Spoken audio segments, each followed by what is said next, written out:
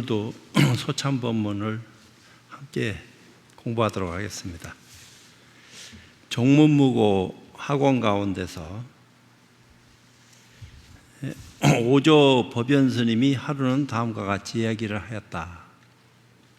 오조 법연스님은 백운수단스님 법을 이었고, 그 밑에 이제 원어국군이 나오고 대종고스님이 나오고 한 그런 집안입니다. 여기 나의 선은 무엇과 같다고 할까? 이를테면 도족 집안에서 도족을 만드는 것과 같다. 도족의 집에 아들이 하나 있었는데 하루는 아버님이 늙은 후엔 우리 식구를 어떻게 보살펴야 할까? 일이라는 것을 배워두어야 되겠다 생각하고 마침내 아버지에게 말하자 그의 아버지는 좋은 생각이라며 칭찬해 주었다. 도둑질 하는 것도 내력은 있는 거죠. 그러니까 아들이 이어서 도둑질 배우겠다 하니까 아버지가 좋은 생각이다, 그럼 가르쳐 주지, 이렇게 생각을 하고, 그래서 하룻밤에는 아버지가 아들을 데리고 큰 집에 가서 담장에다 구멍을 뚫고 집 안으로 숨어들었다. 아버지는 궤장을 열고 아들에게 그 속으로 들어가 옷과 돈을 가지고 나오라 하고서 그가 들어가자 궤장문을 닫고서는 다시 자물쇠를 채웠다. 그러니까 아들을 거기 들어가라 해놓고 문을 걸어 잠궜다 이 말이야. 그리고는 일부러 대청마루를 두들겨 그 집안 사람들이 놀라 깨도록 하고서 자기는 먼저 당구멍을 찾아 도망쳐버렸다. 아들을 가둬놓고 아버지는 도망갔어요. 그 집 사람들은 곧 달려나와 불을 밝혀 살펴보고는 도적이 들어왔다가는 이미 가버렸다는 사실을 알게 되었다. 도적이 오긴 왔었는데 들켰으니까 이제 떠났구나, 이런 생각을 했는가 보지. 한편 그 아이는 괴짝 속에 갇혀서 우리 아버지가 무엇 때문에 이렇게 하였을까 하며 걱정에 빠져 있다가 문득 좋은 생각이 하나 떠올랐다. 괴짝 속에서 지가 괴짝을 갉아먹는 소리를 내니 그 집에서는 하인을 보내 등불을 켜고 괴짝을 열어 젖혔다. 괴짝이 열리는 순간 도적아이는 몸을 솟구쳐 등불을 끄고는 하인을 밀치고 밖으로 뛰쳐 달아났다. 그러나 그 집 사람들이 뒤쫓아왔다. 중도에 이르러 도적아이는 갑자기 우물 하나를 발견하고서 큰 돌을 우물 속에 떨어뜨렸다. 사람들이 우물 속을 끼웃거리며 도적을 찾고 있을 때 곧장 집으로 도망쳐왔다. 아버지에게 그 까닭을 묻자 그의 아버지는 아무 말도 하지 말라면서 어떻게 해서 그곳에서 빠져나올 수 있었느냐고 물었다. 아들이 모든 일을 낱낱이 이야기해 주자 아버지는 그제서야 그렇게 했으면 다 된 것이라고 하였다. 도둑질하는 방법을 아버지가 가르쳐 준 거요. 아들은 처음 배우는 걸 알 수가 있나. 그러니까 갇혀 있을 때 깝깝하다가 도망 나오는 방법을 스스로 이제 터득해서 빠져나왔으니까 잘한 거다, 이렇게 이제 칭찬을 해줬다. 세 종류의 스님, 대종고 스님이 들려준 얘기다. 원통 법수선사가 이제 운문종입니다.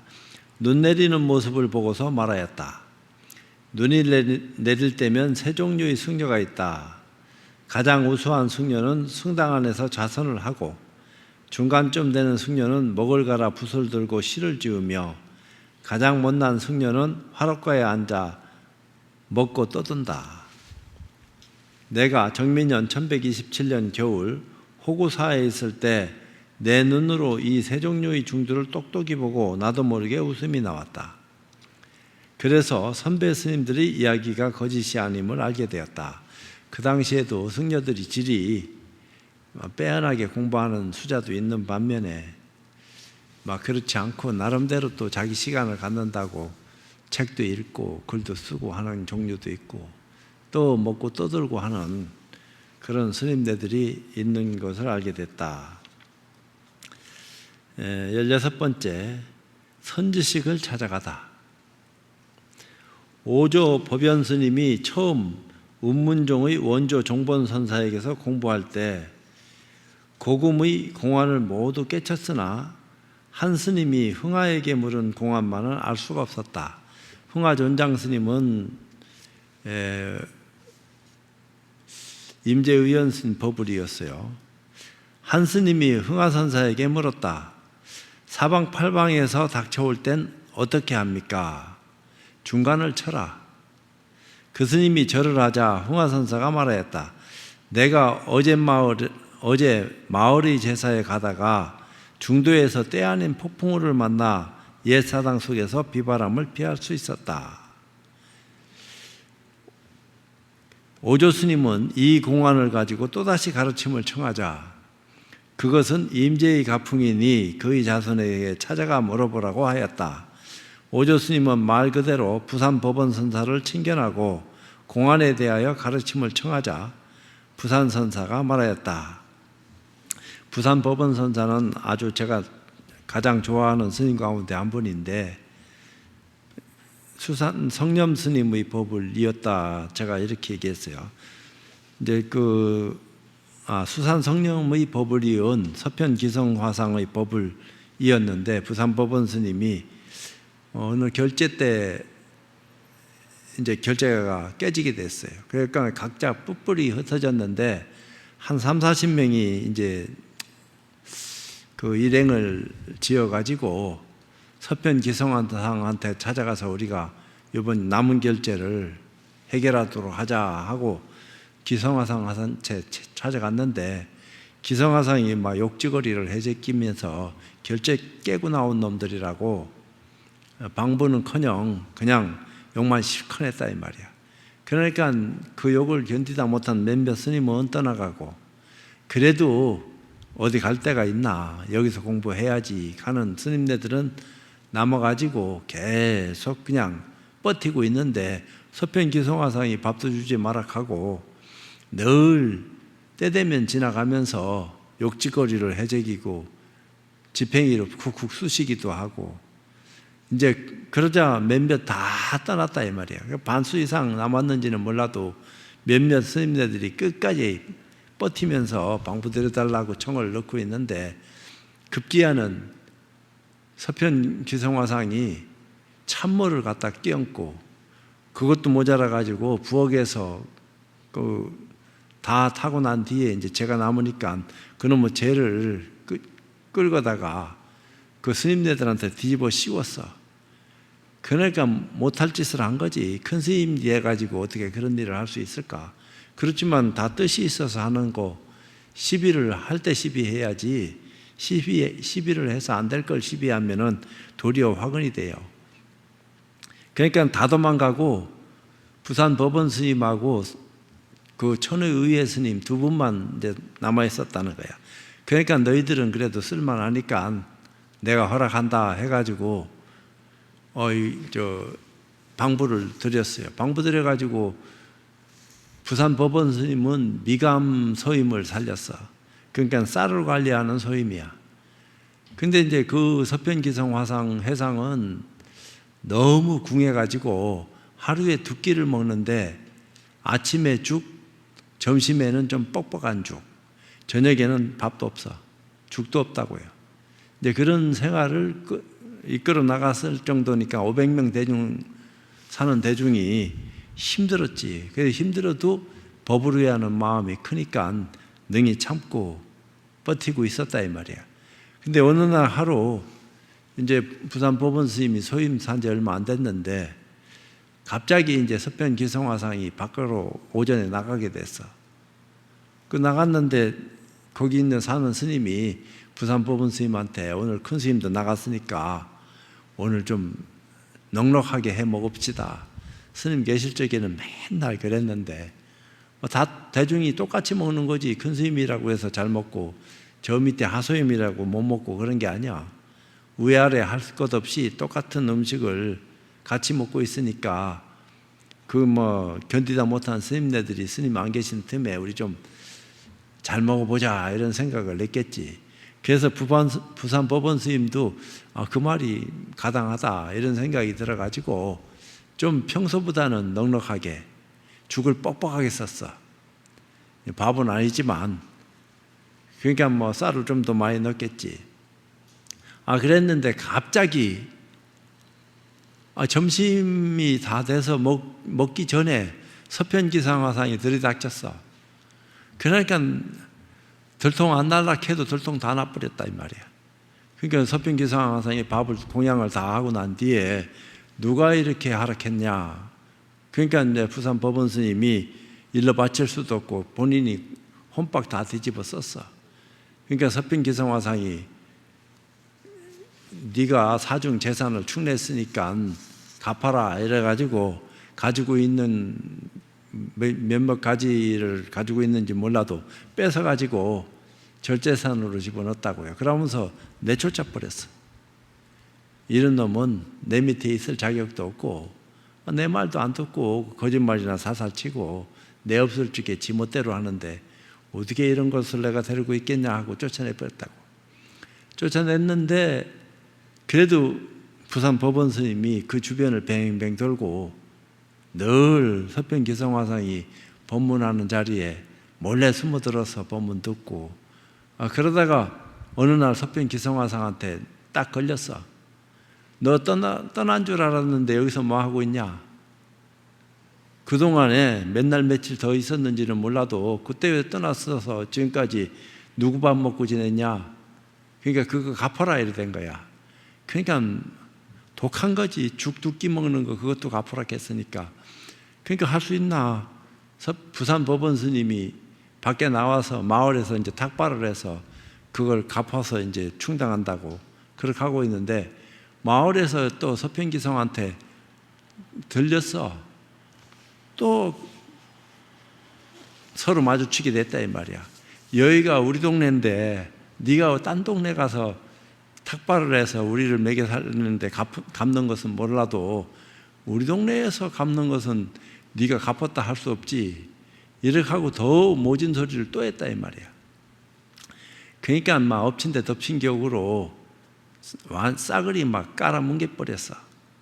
그렇게 하면서 막 너 같은 놈은 상대도 안 해야 되겠다 이런 심정이었는지 모르는데 근데 이제 서편기성화상이 그래도 딴 동네 가서 뭐 탁발을 해서 갚는 어떤 모습을 보였는지 그거 알 수는 없는데 어느 날 갑자기 서편기성화상이 그 대중 몇몇을 이렇게 모아놓고 얘기하기를 법원 스님 모셔와라 이랬단 말이야.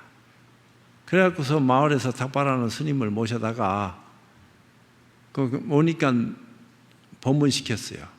오자마자 공개적으로 대중 앞에서 네가 뭔가 아는 것이 있으면은 이참에 한번 얘기해봐라 하니까 공개적으로 부산 법원 스님이 서편기성화상도 듣고 있는 데서 법을 설하게 됐다.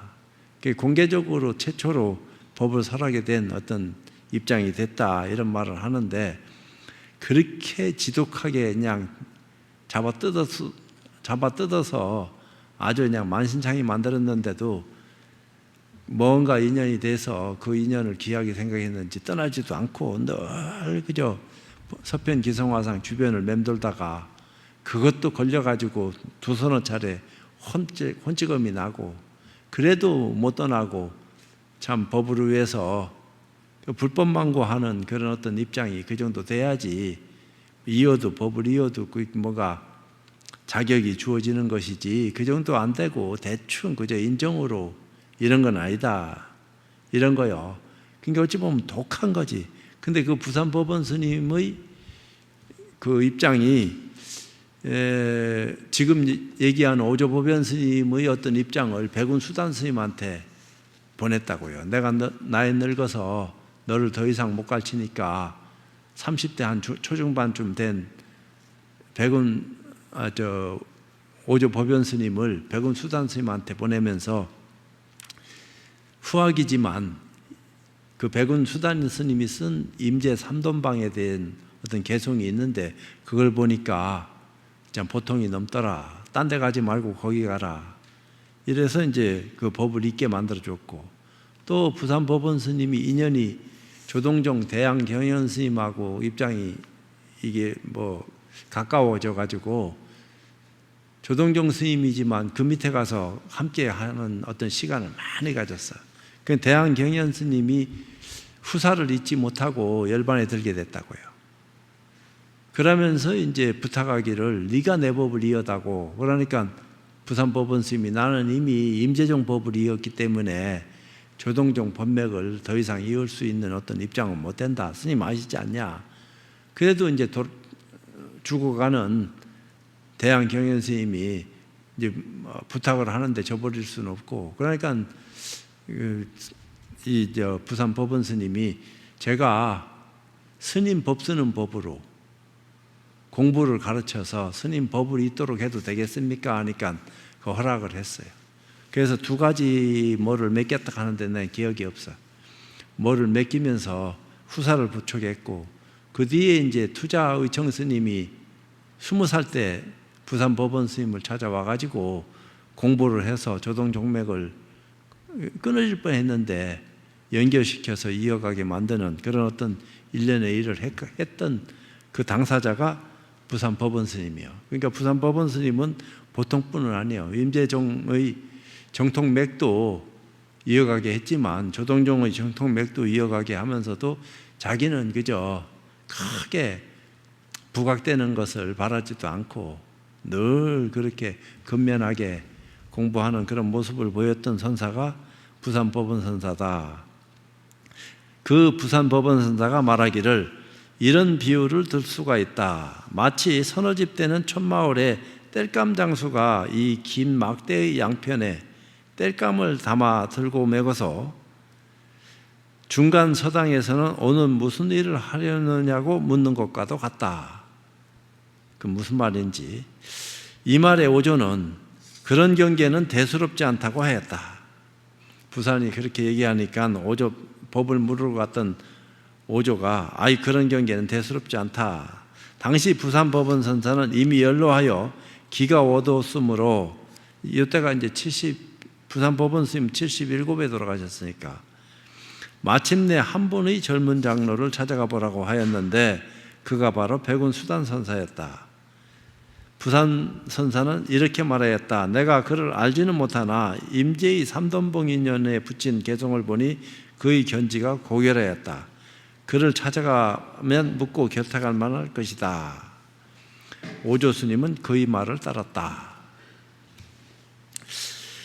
진정국문 스님이 어느 날 황룡회남 노스님에게 말하였다. 진정국문은 황룡 스님 법을 이었으니까 제자가 스승에게 말하였다. 백은 수단 스님이 임재 삼돈봉에 붙인 개송은 저희 경지와 같습니다. 너는 임재 삼돈봉을 어떻게 알고 있느냐? 이에 진정 스님이 송을 거론하자 황룡 스님이 악하고 화를 한 뒤에 백은은 깨달았지만 너는 아직 깨닫지 못했다고 하였다. 이제 진정 공문 스님이 임재 삼돈봉에 대해서 자기 나름대로 알려고 했는데 그 백운 수단 스님은 굉장히 일찍 돌아가셨어요. 48살에 세상을 져버렸으니까 한참 법을 펴고 그럴 어떤 나이에 세상을 져버렸어요. 그 뭐 천식이 있어가지고 늘 시자가 무를 구워가지고 물이 천식에 좋다 하는 그런 생각이 그 당시에도 있었는지 그거를 이렇게 밤낮 없이 기침을 해제 끼니까 요새 같으면은 약이 좋아서 대충 잡아가겠는데 그 천년 전 그 당시에 그게 어떻게 쉬웠겠나 쉽질 않은 거지. 근데 이제 진정국문 스님은 그래도 한 80여 세 가까이 살았으니까 그건 그렇고 임재 스님의 사빈주 임재 스님은 빈주를 가지고 법을 쓰기도 했는데 원호 국근 스님이 오조 스님에게 또 제자가 스승에게 임재 스님의 사빈주가 무엇인지 가르쳐 달라고 하자 스승에게 제자가 사빈주가 뭔가 가르쳐 달라고 하자 이렇게 대답하였다. 하나의 격식일 뿐이다. 이 무슨 부질없는 일입니까? 뭐 때문에 그런 격식을 차려야 됩니까? 이런 내용이겠지. 이것은 말 앞에서 서로 먼저 타려고 치고박는 것과 같아서 넘어지면 만사 끝장이다. 서로 타려고 하는 데서 비롯된 것인데 넘어지면 끝장이다.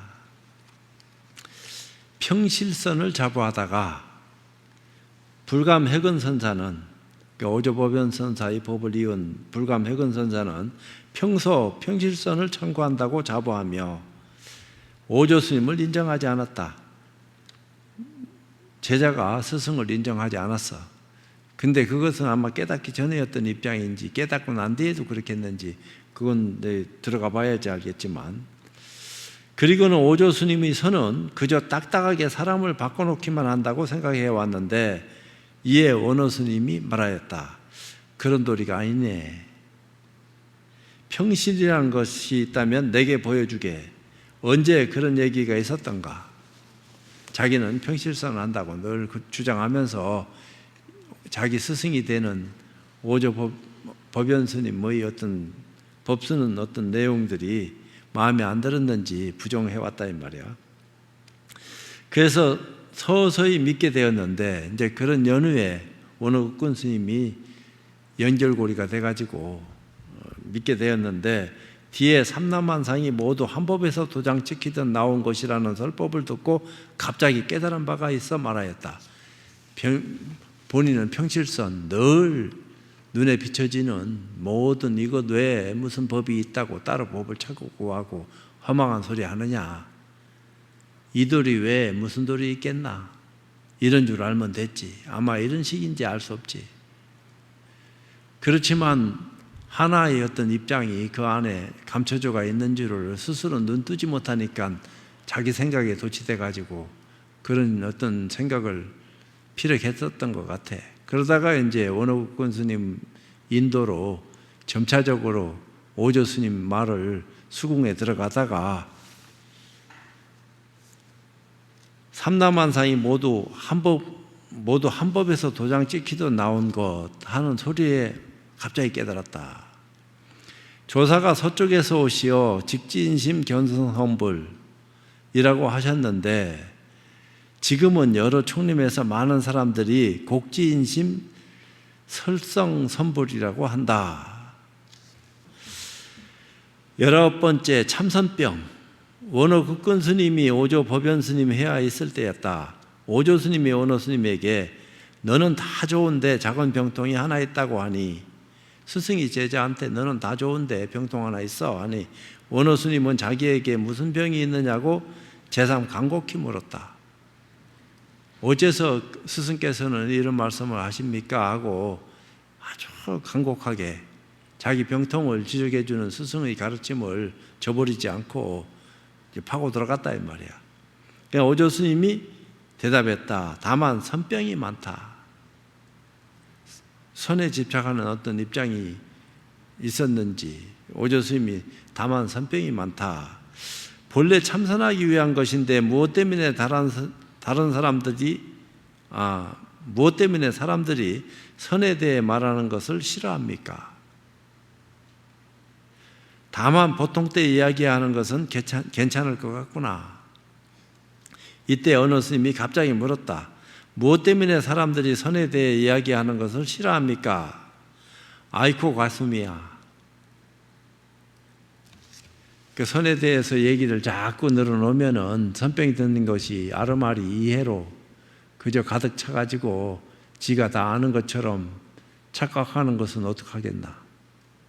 의심에 걸려들도록 하고 의심을 스스로 참 그것을 타파할 수 있도록 기회를 제공할 수 있는 그런 가르침이면 몰라도 자꾸 선을 얘기해가지고 상대방이 그 말 배워가지고 더 이상 진전이 없고 늘 공부한다 하는 생각에 빠져 있으면은 무슨 공부를 더 깊이 하겠나. 되도 않는 거지. 그러니까 말을 한마디 안 하더라도 딱 걸려들어서 낚싯줄에 한번 딱 걸리면은 못 빠져나가도록 이제 그렇게 이제 만들어주는 것이 선지식 본령의 모습인데 자꾸 그걸 상대방이 안타깝다고 말로 이리저리 얘기한다 하면은 그게 뭐가 좋겠냐 하는 그런 입장인 것 같기도 해요. 오조 스님이 하루는 원어 스님에게 무봉탑 화두를 물으니 남양 해충국사한테 무봉탑 화두를 그 숙종인가 대종인가 당나라 황제가 그 탑을 하나 만든다 하는 그런 어떤 입장에서 얘기되어지는 것이 무봉타바두다 하는 말이 나왔는데, 무봉타바두를 물으니 그러니까 꼬맨 자국이 없는 탑은 탑인데 뭔가 이음새가 없는 그런 완벽한 탑을 얘기하는가 봐요. 한 덩어리로 딱 얘기되어진. 그 탑이라 하는 것은 갖다가 이렇게 쌓듯이 올려놓는 건데, 원어선사는 얼둥절하다가 방장실에서 산문 밖으로 뒤따라 나와서야 말할 수 있었다. 그 앞에서는 얘기 못하다가 시간은 오래지 않았지만 그래도 그 자리에서 얘기한 거하고 조금 시간을 보내서 얘기한 거하고 차이는 그런 건데, 이에 오조 스님이 드디어 말해냈구나 하니 원어 스님이 말하였다. 그렇지 않습니다. 잠시라도 놓쳐버리면 감당할 수 없습니다. 잠시라도 놓칠 수 있나? 공부가 된 사람들 입장에서는 그래도 뭔가 생각이 있으면은 들었다 놨다 한다 하는 어떤 입장을 가지고 쓸 거 아닌가 봐. 마음을 비우고 있으면 들었니 놨니 하는 그런 데 걸려들지 않고 있는 그대로 집어내서 보여주면 고마이지. 상대방이 알면 알고 모르면 모르고 그런 긴데, 근데 이제 그런 게 안 되니까 물으니까 생각을 일으키거든. 묻는 즉시 말할 줄 알면은 그걸로 족한 건데, 그게 이제 안 되니까, 물론 묻는 즉시 말한다고 하더라도 안목 있는 사람 눈을 피할 수가 있나? 엉터리 이상한 소리 하면 한 대 얻어 맞겠지. 아니면은 상대 안 해줄란지 알 수 없지만 그래도 지나가니까 그래 된 거야. 20번째, 직연과 정해가 많은 납자들. 그러니까 어떤 아르말이나 어떤 감정에 끄달리는 이런저런 일에 관심이 많은 그런 어떤 수자들이 많았던지 몰라도 그런 일련의 일들에 사로잡힌 사람들을 위해서 대스님이 말하기를, 입실했던 제자들이 물러간 후 한가히 앉아있다가 갑자기 말하였다. 그 대스님 얘기입니다. 요즘 납자들은 직연과 정해가 많다. 쓸모없는 말, 긴 이야기를 기억해서 그 속에서 답을 구하는 것은 마치 손에 값을 따질 수 없는 마니주를 쥐고 있다가 어느 누가 한 손에 있는 것이 무엇이냐고 하면 갑자기 그 구슬을 버리고 흙덩이를 집어 올리는 것과도 같은 꼴이다. 좋은 거 들고 있다가 갑자기 묻는데 이상한 짓 하는 거랑 같다. 그건 멍청이다. 그렇게 참고한다면 당나귀 해가 되도록 참선을 해도 깨치지 못할 것이다. 그럼 어떻게 해야지 제대로 된 공부를 할 수 있느냐? 이렇게 얘기하면 눈 뜨고 공부해야지. 눈 감고 어떻게 공부하냐? 그러니까 눈 뜨고 공부하라 하니까 눈만 팍딱 뜨고 있으면 공부되는 건 줄 알지만, 내가 얘기하는 눈 떴다 하는 것은 또 다른 차원이다. 육안으로 뜬 눈, 그런 얘기를 하는 게 아니다. 지혜로운 눈을 뜬 것을 말하는 거지. 지혜로운 눈을 뜬 사람들이 눈을 감고 뜨고 무슨 상관 있겠나? 그러나 어리석은 사람은 하루 종일 눈 뜨고 있다 하더라도 어리석음일 뿐이다. 그런 눈을 뜨고 있다고 해서 되는 것도 아니다 이 말이에요. 그러니까 지혜로운 눈을 뜨고 시간을 보낼 줄 아는 힘을 가진 사람들은 다른 어떤 차원에서 노는 거지만, 그렇지 못한 사람들은 자기가 아무리 그렇게 하려고 한다고 해서 과연 그렇게 되질까? 이런 것도 있어요. 대스님이 하루는 다음과 같이 말하였다. 여기 내게는 사람들에게 줄 법이 없고 다만 사건에 따라서 판결을 내려줄 뿐이다. 비유컨대 무엇보다도 애지중지하는 유리병을 가지고 오면 내가 한 번 보고는 너를 위하여 곧 유리병을 깨트려 버릴 것이다. 그렇다고 유리병을 가져와서 깨버릴 거 뻔한데 그거 가져가는 바보는 없겠지. 그렇지만 그런 게 아니야. 아주 맑고 깨끗한 그런 경지에 들어갈 것 같으면은 인연 따라서 선지식이 몸짓 하나 말 한마디에 시절인연이 열릴는지 알 수 있나? 뭔가 그래도 될 법한 일을 해가지고 찾아오는 거 하고 아무것도 없이 맨손으로 와서 뭔가 나 좀 구해 주시오 하는 거 하고 물론 그런 것도 있을 수 있겠지만 힘드니까 몸부림친 끝에 찾아오는 거하고 그런 것도 아닌 어떤 입장으로 거저와서 먹으려고 하는 거하고는 전혀 다른 거니까 여기서는 아주 애주중주하는 유리병을 가지고 오면 내가 한번 보고는 너를 위하여 곧 유리병을 깨뜨려 버릴 것이다. 또 내가 다시 마니주를 가져오면 유리병보다도 더 맑고 깨끗한 마니주를 가져오면 나는 또 빼앗을 것이며 네가 그대로 오는 것을 보면 나는 너희 두 손을 잘라버릴 것이다. 그러니까 독하고 모진 소리 한 거요. 멀쩡한 사람 손목 자른다 하는 말을 그저 서슴없이 해버리니까 이 말이 맞는 거예요, 틀린 거예요. 깡패도 아니고. 이 때문에 임재스님은 부처를 만나면 부처를 죽이고 조사를 만나면 조사를 죽이고 나한을 만나면 나한을 죽이라고 말한 것이다. 그것은 이제 공부되게끔 내가 솜씨를 보여서 너로 하여금 어떤 경지를 맛보게 해줄 수 있다. 어떤 선언하는 소리와 같은 장담을 한다 이 말이야.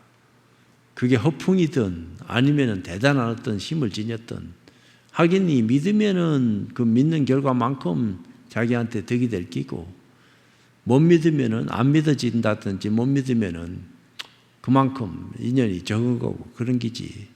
그러니까 한번 믿고 의지하고 공부했으면 끝낼 수 있을 때 끝낼 수 있을 때까지 끝날 때까지 최선을 다해서 믿음을 저버리지 말고 밀고 들어갈 수 있는 자기 어떤 모습이 필요한 건 사실이죠. 말해보아라. 선지식이라고까지 일컬어지는 사람이 무엇 때문에 사람을 죽이려고 하는가를 살펴보아라. 왜 사람을 죽이겠어? 생명을 가장 소중하게 생각하는 게 부처님 가르침인데 근데 선사들은 살불살조하는 부처도 죽이고 조사도 죽이고 부모도 죽이는 그런 개망나는 소리를 왜 하냐 이 말이야. 그게 아니야. 경계를 없애겠다 이 말이야. 자기 마음 안에 일어나는 허망한 어리석음의 경계를 한마디 말로서 딱 그저 끊어내겠다. 그러니까 네가 안 되는 건 내가 그렇게 해주겠다 하는 의미도 없잖아. 있어요. 왜 선지식 의지하면 선지식은 저 사람이 지금 어떤 경계에서 무슨 짓거리를 하고 있고 왜 헤매고 있는지 그 까닭을 아니까 까닭을 아는 사람이 딱 그걸 원인을 제거해서 결과를 좋게 만들어줄 수 있는 어떤 입장에 있으니까 이런 말을 할 수 있는 거지. 안 그럴 것 같으면 무책임한 소리 하는 거랑 또 진배 없다 이 말이야. 근데 과연 누가 그런 안목을 지니고 근데 그런 안목을 지닌 것은 그렇다 치더라도 그런 안목을 지닌 선지식을 의지해서 공부하는 학인의 어떤 입장이 한번 돼봐야지 공부가 되든지 말든지 하는 거지. 이것도 저것도 몸부림도 안 쳐보고 그저 먹으려고 하면 되겠나. 한번 막 신나게 해봐야지. 그것이 무슨 도리인가를 그런데 요즘 납자들은 공부를 할 때 이것을 깨닫지 못하니 잘못이 어디에 있는가. 다만 그것을 밝혀나가고자 한다면 이렇게 해도 안 되고 이렇게 하지 않아도 안 되며 이렇게 하거나 하지 않거나 모두 안 된다. 그렇다면 어떻게 해야 되겠는가? 너는 한마디 말을 가지고서 일전어를 가지고 이를 밝혀나가려는가? 영원히 그것을 밝히지 못할 것이다. 옛사람은 단도직입적이었다. 그러나 너는 단도직입적인 곳으로 가려고 하지 않고 그저 분명하게 밝히려고 만드니 이래서 도리어 깨침이 늦어진다. 화두의심을 해라 했으면 화두의심에 나아가서 온몸으로 앞뒤 생각 다 끊어버리고 의심되어진 그 일만을 끝내려고 최선을 다해서 노력을 했을 때 그 결과가 말하는 거지. 안 그럴 것 같으면 그것도 힘들다 이 말이야. 그것도 지가 한다고 해서 되나. 옆에서 자꾸 잘하느니 못하니 가르마를 사주고 올바른 어떤 입장으로 이끌면서 채찍을 가해서 그냥 죽을 어떤 용을 쓸 수 있도록 끌어낸다 이 말이야. 그냥 가만히 있는 놈도 평치에 풍파를 일으켜가지고 뒤 흔들어가지고 공부 안 하면 안 되게끔. 그게 이제 선지식의 본령이다 이 말이야. 공부하고 눈뜬 선지식은 자기 밑에 의지해서 나 좀 살려주시오 하는데 내팽개치고 내몰라라 하면 되겠나. 어떻게 됐든지 살려고 지는 애쓰니까 그 애쓰는 모습이 가상에서라도 뭔가 그래도 기회를 제공하고 격발을 지켜서 공부할 수 있도록 자꾸 입장 정리를 해 나가는 것이 그게 잘하는 거다. 스님이 어느 날 말하였다. 나는 평소 남 욕하기를 좋아하는데 현사 스님의 어록을 읽다가 그분이 영혼 스님을 시험한 구절을 보고서야 대단히 기뻐하였다. 내가 아는 그런 어떤 입장을, 영혼 스님은 의산 영혼 스님한테 법을 전해받았어요. 그것도 한 30여 세, 30대 초반쯤 됐는 것 같아. 그러니까 검객이 칼을 차고 이제 뭔가를 찾아서 30년 이상 노력을 했다가 어느 날 복사꽃이 활짝 핀 것을 보고 깨달음에 들어갔다 하는 말을 했다고 그래. 그걸 이제 의산스님한테 얘기했더만 그걸 인가를 했어. 그래서 이제 영혼 스님이 고향이 복건성이야. 그래서 의산스님한테, 의산스님도 고향이 복건성이야. 그러니까 의산스님한테 제가 이제 본인이 이제 의산스님한테 얘기한 것도 알겠지. 본인이 이제 고향에 돌아가서 말년을 보내야 되겠다 해서 현사스님 사는 그 고장에 터를 잡게 된 거야. 그것도 뭐 큰 터를 잡은 것도 아니지.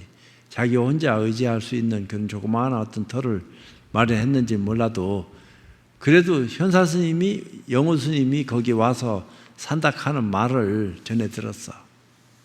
전해 들었는데 영혼스님이 그래도 내가 이 지역에 왔으면 이 지역의 당두라고 할까? 이 지역을 그래도 이끌고 있는 스님을 내가 먼저 찾아가야지 안 되겠나 이래가지고 영혼 스님이 현사 스님을 찾아가게 된 거야. 그러니까 영혼 스님은, 현사 스님은 이미 영혼 스님에 대해서 정보를 다 입수해가지고 알고 있어. 그 스님이 그런 스님입니까? 하고 물으니까 그렇다 하고 대답할 수밖에 더 있어. 그러니까 그렇다면은 의산 스님께 스님이 깨친 바를 얘기해서 인가를 받았다 하는데 그게 어떤 말인지 말씀 좀 해 주실 수 있습니까? 하고 물으니까 영혼 스님이 얘기를 하니까 현사 스님이 그렇다면은 내가 감히 스님은 깨치지 못했다 하는 것을 증명할 수 있습니다. 스님은 그렇게 얘기하는 소리를 들어보니까 깨치지 못했습니다. 하고 현사 스님이 영혼 스님 앞에서 딱 그렇게 얘기하니까 현사 스님, 영혼 스님이 정색을 하고 현사 스님 앞에 딱 들이밀면서 그렇게 말하는 너는 깨쳤느냐 이렇게 얘기했단 말이야. 그러니까 현사 스님이 그때서야 이렇게 말해야죠 하고 수긍을 했다는 거야. 근데 여기서는 어떻게 얘기했는지 몰라도 나도 그런 거 자꾸 애워가지고 기억하고 있으면 공부는 땡이야. 그런 거 기억 못해도 좋아. 제대로 된 공부를 하고 있으면은. 그렇지만 그런 내용을 기억하고 있으면 그걸 방편으로 삼아서 남을 이끌어서 공부할 수 있게끔 수단화한다 하면은 그거야 좋은 거지만 그 말 외워가지고 지 잘난 맛으로 자랑하려고 잔뜩 애워놓는 것은 그거 다 허망한 짓이야. 많이 애우면 뭐하나. 한번 깨친 것만 못한 건데. 그렇지만 아무것도 모르는 것보다는 그 지적 호기심이라도 채우려고 하는 시간을 가져본 것도 그렇게 시간을 보내봤으니까 이런 소리라도 할 거 아니야. 그것도 머리가 아주 나쁠 것 같으면은 그 언제 기억 다 해가지고 말을 할 수 있겠나. 그렇지만 공부된 것만 하겠나 말이야. 그건 그렇고 여기 얘기해 볼게요. 현사 스님이 지근 스님에게 알긴 잘 알았으나 노영께서는 아직 철저히 깨치지 못했음을 내 감히 보증합니다 하였는데 이 말은 우뚝 솟은 만길벼랑 같은 느낌이다. 그 영혼 스님과 이야기를 마친 후 또다시 현사 스님이 말하였다. 너는 처음엔 그처럼 깨달은 것 같다가 뒤에는 도리어 이처럼 똥 싸고 오줌을 싸느냐. 내가 이 이야기를 원호 스님에게 물으니 원호 선사는 웃으며 말하였다. 그러니까 대종고 스님이 스승인 원호 국건 스님에게 이야기를 물으니까 원호 국건 스님이 웃으며 말하기를 그가 뒤에 가서 그랬다는 것은 나도 이해할 수가 없구나. 뒤에는 그렇게 얘기 안 했어요. 바로 그 자리에서 과연 그렇다면 너는 깨달았느냐? 깨달은 물건이 그렇게 얘기한다 하는 것은 무슨 시험을 하기 위해서 하는 건지, 상대방을 소화를 못해서 하는 건지, 아니면 짐짓 시험 한번 해보려고 그런 말을 했는지는 알 수 없지만, 현사 스님도 어지간한 스님이니까 당황하지 않고 그 소리 딱 듣는 순간에 나는 당신 공부 인정 못해 하니까, 인정 못하고 말고 하는 것은 네 사정이고 내가 볼 적에는 네 공부 됐냐 안 됐냐 이렇게 이제 말할 수 있었을 때 그 현사 스님이 과연 그렇게 말할 수 있어야지요 하고 수긍했다 하니까 그건 달라요. 근데 마침내 요사체로 돌아와서야 비로소 현사 스님이 매우 괴상한 일을 꾸몄음을 알게 되었다. 그 자리에서 알아야지 왜 그걸 집에 돌아와서야 안 오. 그래서 오노 스님에게 말하자 오노 선사는 웃으며 기쁘다 내가 알아냈구나 하였다. 회당 조심 스님이, 이분은 이제 황룡해남 스님 버블이었어요. 요즘 제 방에는 이런 약두가 없는 곳이 많다고 하니, 약방을 관리하는 그런 스님이 없는 곳이 많다고 하니 스님은 절대로 말하지 말라. 바깥 사람이 이 험한 소리를 듣겠다고 하였다. 오늘 보니까 시간이 정해진 시간이 다 가네. 그럼 또 내일 한번 만나서 나머지 시간 또 어느 정도 흉내를 낼란지는 나도 잘 모르겠는데, 또 공부하면서 공부를 하니까 같이 공부하는 거지, 공부를 가르친다고 하면서 내 공부하는 시간을 갖는 거니까 나도 좋고, 또 우리 신도님들이 요새 코로나 때문에 절에도 나오고 싶어도 못 나오고, 또 집에서 그렇게 무료하게 보내는 것보다는 법문 청을 신도회장 중심으로 청을 하니까, 그래 그럴 것 같으면은 내가 가만히 있느니 또 집에 있는 분들한테 이런 얘기들을 함께 들려줌으로써 더 좋은 시간을 갖게 하는 것도 나쁠 것 같지 않다. 그런 입장에서 기획을 했으니까 이해들을 하시고 지금 끝내도록 하겠습니다. 좋은 시간 보내시기 바랍니다.